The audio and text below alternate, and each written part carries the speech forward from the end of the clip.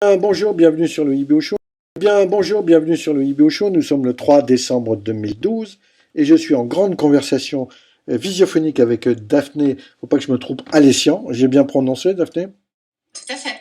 Alors vous, vous vous occupez vous avez la responsabilité du marketing du cloud chez Fujitsu. Je suis en effet directrice marketing et communication pour Fujitsu depuis maintenant un an. Et j'ai en effet, entre autres, la responsabilité du développement du business cloud computing. D'accord. Vous pouvez nous présenter vraiment très rapidement Fujitsu, cette société japonaise? Alors, société japonaise, en effet, qui est présente aujourd'hui dans 77 pays dans le monde, qui fait 170 000 employés et qui, au niveau du chiffre d'affaires global de l'entreprise, fait à peu près 55 milliards de dollars au niveau mondial et est ainsi le troisième acteur mondial de l'informatique. Malheureusement encore méconnu en France, pas suffisamment connu en tout cas à sa juste valeur. L'objectif est clairement de croître sur le marché français et ce qui tombe très bien car pour les Japonais, la France est un pays émergent, Ah ce qui est bon? la bonne nouvelle. Oui, Ah bon? ce qui signifie aussi des investissements et une stratégie de croissance sur trois axes que sont les services, les produits, puisque depuis tout temps, nous sommes sur toute la partie PC, mais on a même annoncé récemment des smartphones jusqu'au workstation, et puis toutes les solutions d'infrastructure, serveurs et stockage, donc qui sont les trois axes principaux de Fujitsu. D'accord. Alors votre solution cloud, elle consiste en quoi? Alors, les solutions cloud, Fujitsu a investi depuis maintenant 10 ans 2,1 milliards de dollars sur le cloud computing au niveau mondial. Nous, en France, nous démarrons seulement cette année car on a décidé de respecter un peu une des grandes promesses et une des grandes valeurs de l'entreprise chez Fujitsu, c'est quelque chose qui est très japonais, c'est ce qu'on appelle le deliver what we promise. C'est-à-dire qu'on a attendu que les technologies arrivent vraiment à maturité. On a attendu déjà de voir ce qui se passait un petit peu au Japon, à Singapour, en Australie, pour voir comment ça se passait, avoir un premier retour des clients et des premiers tests.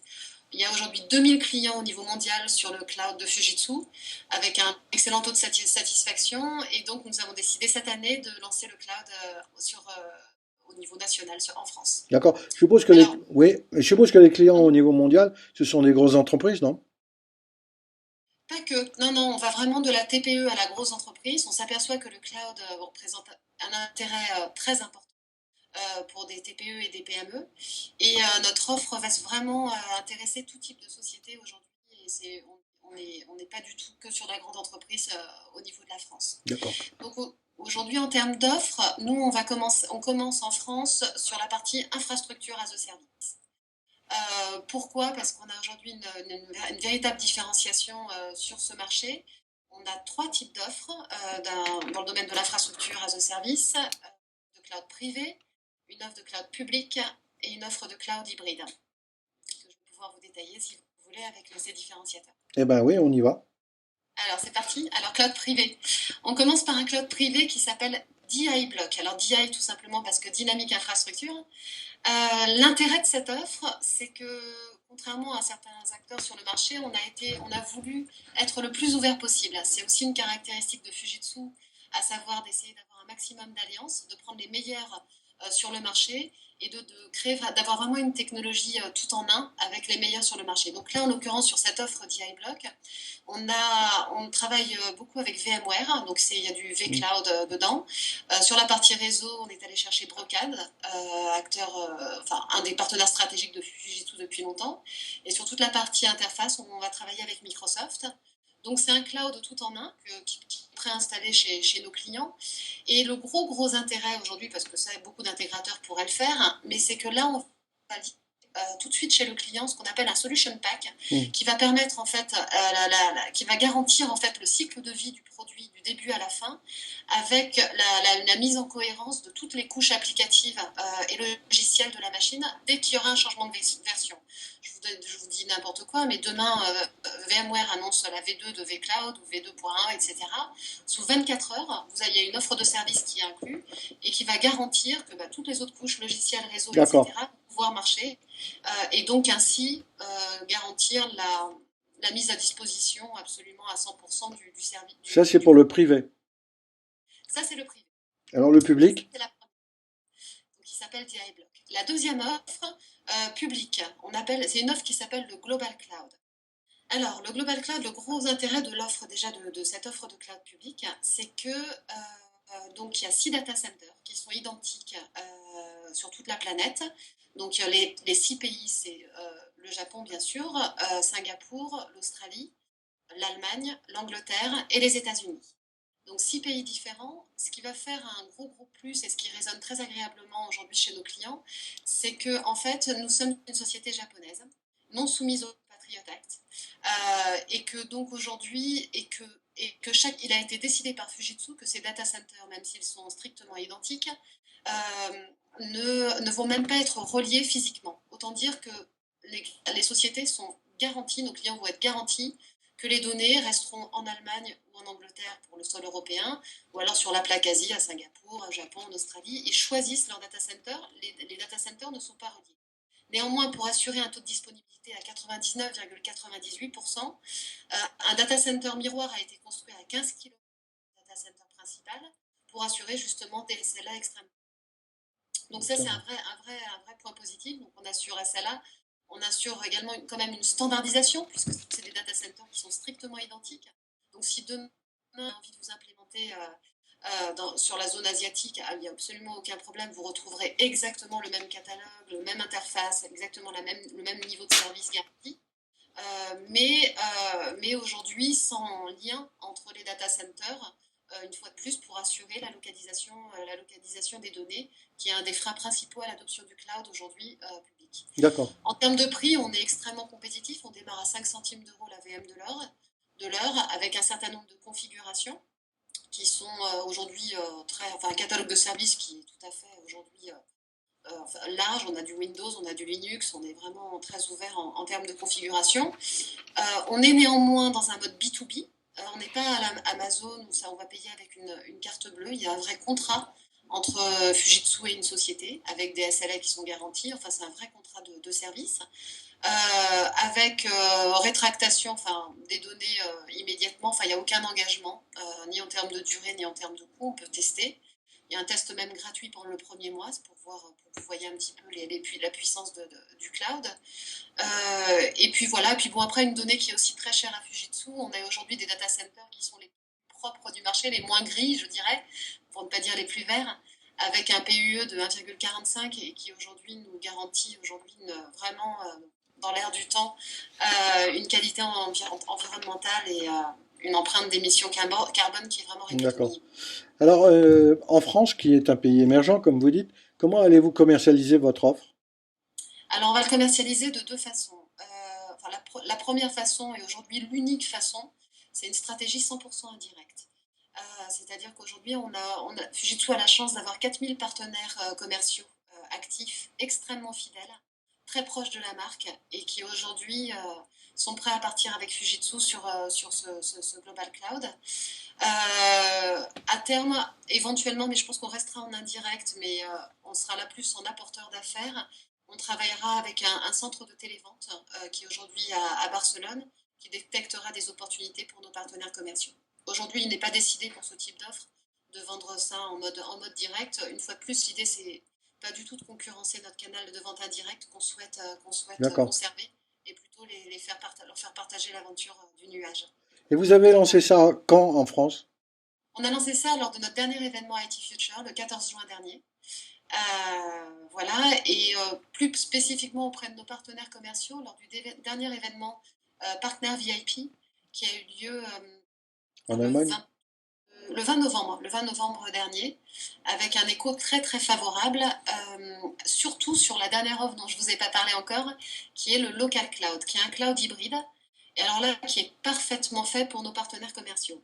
Pourquoi Tout simplement parce qu'aujourd'hui, Fujitsu va être probablement un des seuls acteurs du marché, quand je parle d'acteur du marché, un acteur global, c'est vraiment international, à mettre à disposition tous ces data centers dans le monde au service de nos partenaires commerciaux pour qu'ils revendent en marque blanche de l'infrastructure as a service avec un portail qui va être totalement personnalisé où même la marque Fujitsu n'apparaîtra pas.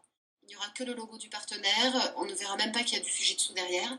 Et ça, pour tout type de partenaire. On ne va pas être comme beaucoup aider nos concurrents uniquement à travailler avec les gros partenaires pourvoyeurs de gros revenus. Une TPE, un partenaire même qui est solitaire avec 3 employés, aura tout à fait le droit d'avoir son cloud avec son logo, son catalogue de services. C'est lui qui définira son catalogue de services avec le nombre de configurations qu'il souhaite, son prix, ses prix. Il fera exactement ce qu'il souhaite et Fujitsu n'aura comme relation contractuelle qu'une relation entre Fujitsu et son partenaire commercial. On n'aura aucun accès au client final, nous ne saurons même pas qui sont les clients finaux. Ce n'est pas du tout notre objectif, c'est vraiment d'accompagner nos partenaires dans leur transformation et dans leur voyage sur le cloud computing. Pourquoi Et vous ça, c'est avez, une ouais. offre qui aujourd'hui plaît à nos partenaires. Pourquoi vous avez fait ça? Pourquoi on a fait ça? Parce qu'aujourd'hui, une fois de plus, on souhaite. Le cloud, pour moi, pour avoir travaillé avant 2 ans spécifiquement sur le cloud dans une autre entreprise, que je ne cite très pas, mais voilà, le cloud est un mouvement indéniable. Aujourd'hui, de plus en plus d'entreprises vont y aller. Je ne pense pas qu'on arrivera, évidemment, tout n'ira pas sur le nuage, mais on arrivera probablement à une situation hybride. On gardera bien sûr des choses, on gardera bien sûr des serveurs sur site. Et puis il y aura une partie sur laquelle on aura besoin d'une flexibilité. Il y aura une saisonnalité qui fait qu'on aura besoin, voilà, de temps en temps de plus de puissance informatique, etc. Donc le mouvement est parti. Donc après, la question c'est est-ce qu'on l'accompagne ou est-ce qu'on l'accompagne pas? Et est-ce qu'on le fait seul ou est-ce qu'on s'appuie sur un réseau de partenaires? Aujourd'hui, la réponse elle est claire. Fujitsu a une énorme force avec ce réseau de partenaires qui nous fait confiance. Il est hors de question qu'on commence à rentrer dans une guerre de canaux et il est hors de question qu'on commence à vampiriser leur business model. Donc on souhaite les accompagner dans ce mouvement. Et on souhaite leur mettre à disposition, quand ce n'est pas leur métier, leur mettre à disposition tous ces immenses data centers qu'on a pu mettre en place avec ce très haut taux de SLA et gérer pour eux et leur permettre de rajouter cette offre à leur portefeuille. Et ce réseau de partenaires est disponible sur toute la France? Toute la France. Toute la France, on a aujourd'hui, c'est vraiment, on a un business très régional, puisqu'on a 80% de notre chiffre d'affaires qui est fait hors région parisienne. Donc on a des partenaires toute la France, sur toute la France, et on a eu d'ailleurs l'occasion au mois de septembre de les rencontrer lors d'un tour de France et de leur préannoncer cette possibilité. L'accueil a été extrêmement favorable, puisque aujourd'hui, voilà, je ne pense pas aujourd'hui d'acteurs qui aujourd'hui puissent proposer ce type de prestation. Alors je suppose que vous avez des concurrents, vous avez parlé d'Amazon. Est-ce que le gouvernement français avec son Andromède, qu'est-ce que vous en pensez?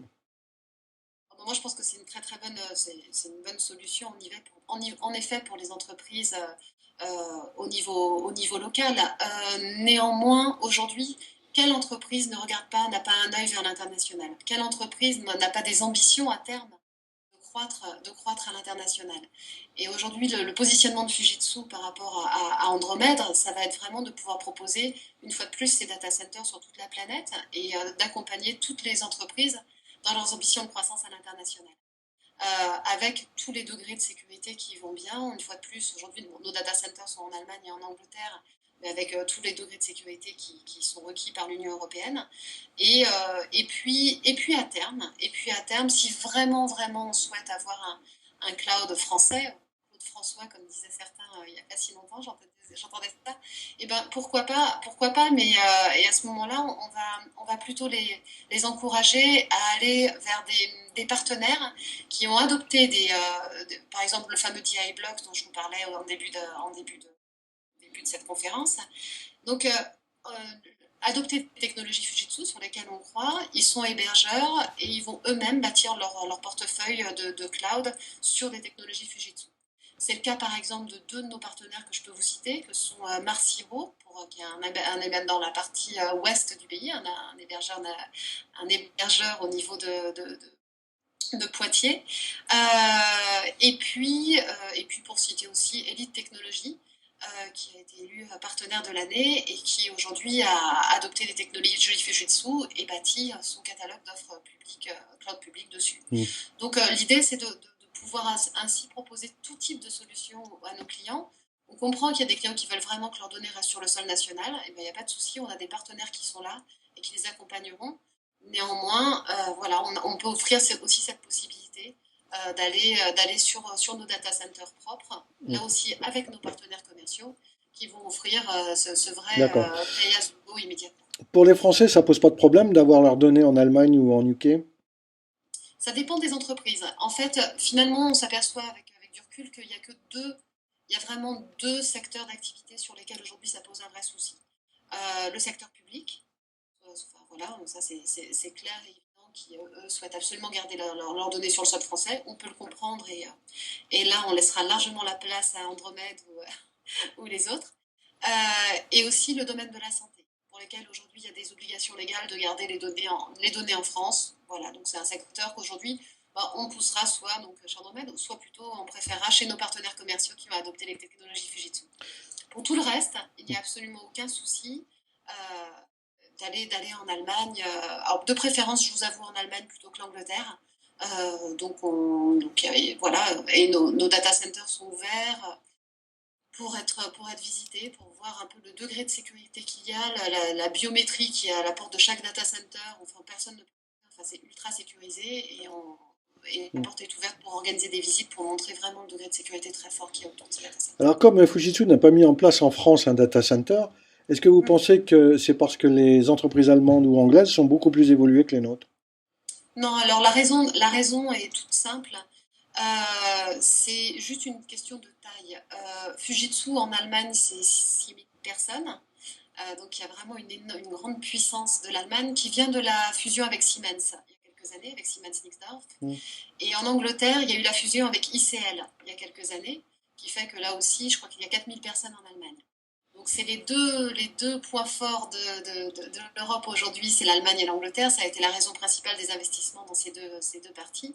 Et en France, donc on n'est que 500 personnes, on a encore une PME, mais avec tous les avantages de la PME, avec la réactivité, la flexibilité et le côté beaucoup plus humain d'une PME, mais quand même avec tout le support d'un grand groupe, qui fait qu'aujourd'hui, c'est vrai qu'on n'a pas encore la dimension pour avoir un data center en France.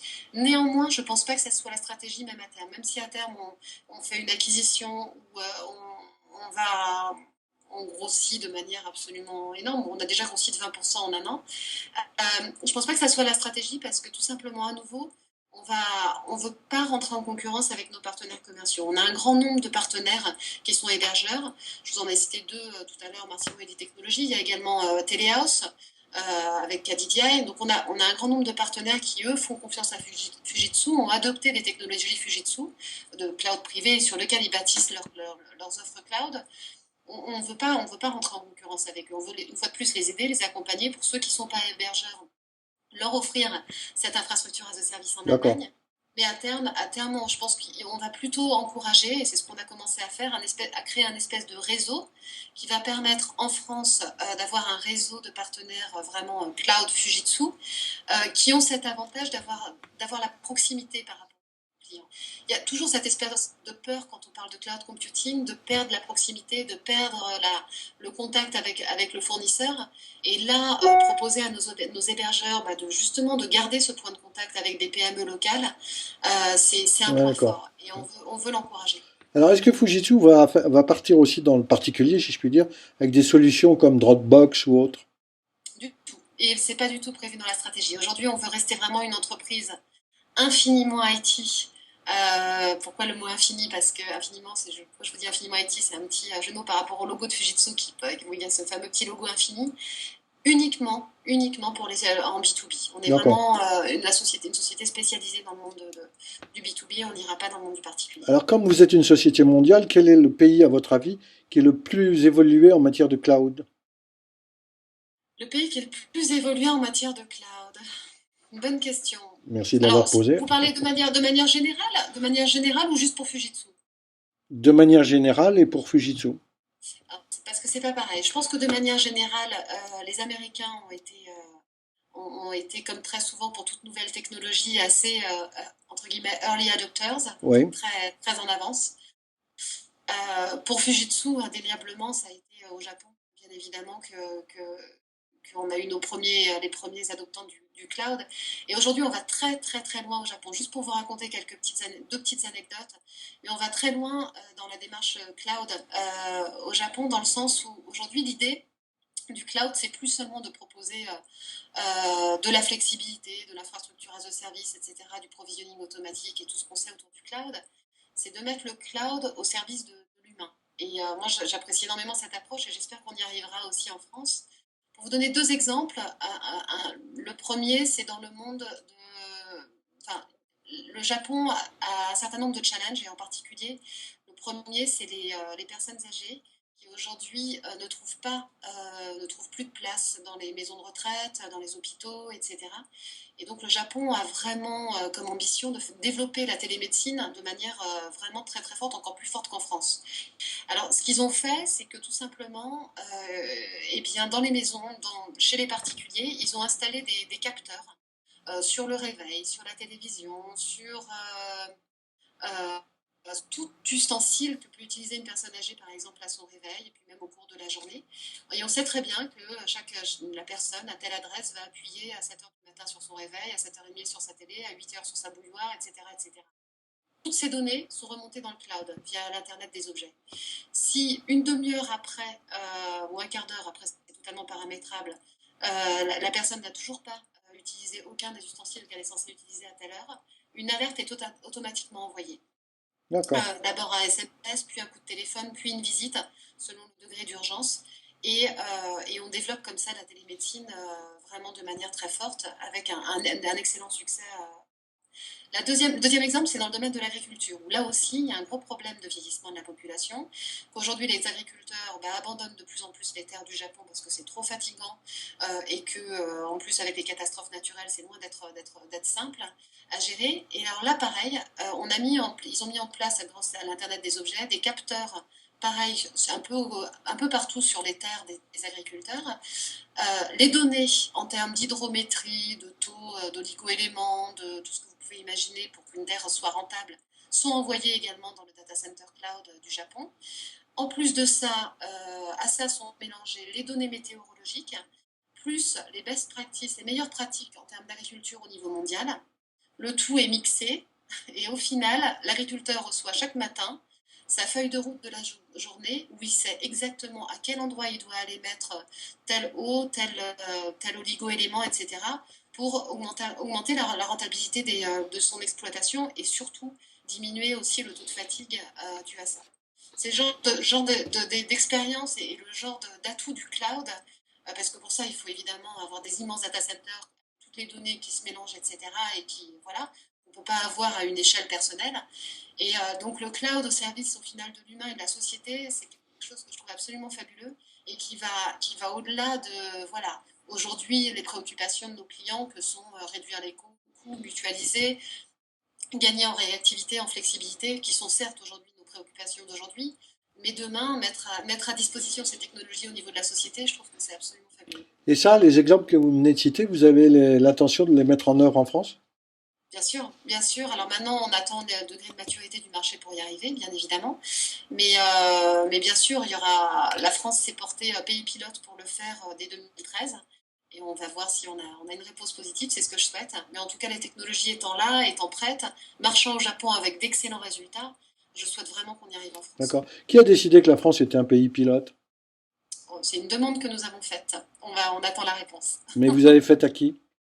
Au niveau des équipes dirigeantes du Japon. Ah, pardon, excusez-moi, j'avais pas percuté. Est-ce que, à votre avis, là, vous aviez parlé de maturité du marché français. À votre avis, la maturité du marché français, c'est pour quand? On y arrive, on y arrive. Là, c'est 2013 sera la bonne année, je pense. Ah Ça fait bon. 2, 3 ans qu'on en parle, mais en fait, ce qu'on remarque sur toutes les nouvelles technologies, ce qu'on peut voir de manière générale en regardant un peu le passé dans le rétroviseur, c'est que la France est généralement beaucoup plus lente que les autres pays à adopter ces nouvelles technologies, mais que quand elle commence, la courbe va nettement plus vite. Et elle rattrape très rapidement les autres. Bon. Et je crois qu'on est vraiment à la courbe d'inflexion, là, qui va démarrer là en 2013. Et 2013, pour moi, sera l'année vraiment où beaucoup de décisions vont se prendre. On était Bon, très ben, intéressés. Daphné, écoutez, merci beaucoup pour cet éclairage. Très, très intéressant. Est-ce qu'on a oublié quelque chose d'important? On pourrait en parler pendant des heures, je suppose. Non, après, on invite vraiment évidemment toutes les sociétés qui seront à même de regarder cette interview de venir nous voir, de nous consulter, de venir visiter nos installations, de parler avec nos premiers clients. Et puis voilà, et puis à la disposition de tous, bien évidemment, pour faire visiter tout ce qu'on a aujourd'hui sur la planète pour accompagner cette grande évolution.